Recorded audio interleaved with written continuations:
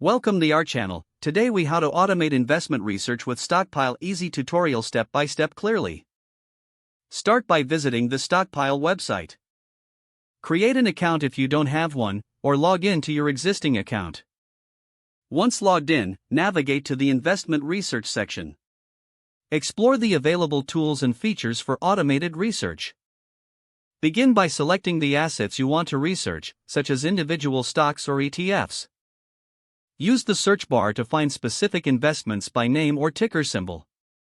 Review the available metrics for each investment, including price trends and performance data. Set your preferences for how often you want updates on your selected assets. Utilize the filtering options to narrow down your choices based on criteria like risk level and market cap.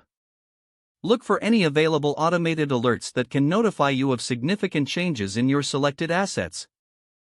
Enable custom alerts to receive updates via email or push notifications. Check the insights and analysis provided for each investment to inform your decisions. Explore the educational resources to better understand market trends and statistics. Review your automated research portfolio frequently to stay updated on performance. Make adjustments to your investment strategy based on the data collected through automation. Consider using Stockpile's portfolio tracking features to visualize your investments over time. Continue to engage with the platform to stay informed and make data-driven decisions.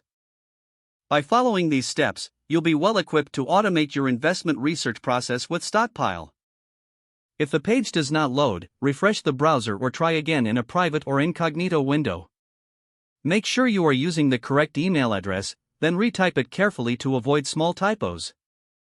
If your password is not accepted, use the reset option. Check your spam folder for verification or security emails, then complete any requested confirmation steps.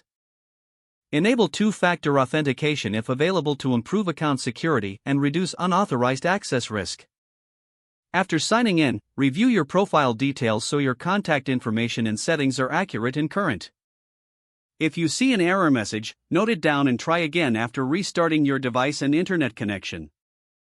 Log out when you finish, especially on shared devices, to keep your account and payment information secure. If the page does not load, refresh the browser or try again in a private or incognito window. Make sure you are using the correct email address, then retype it carefully to avoid small typos.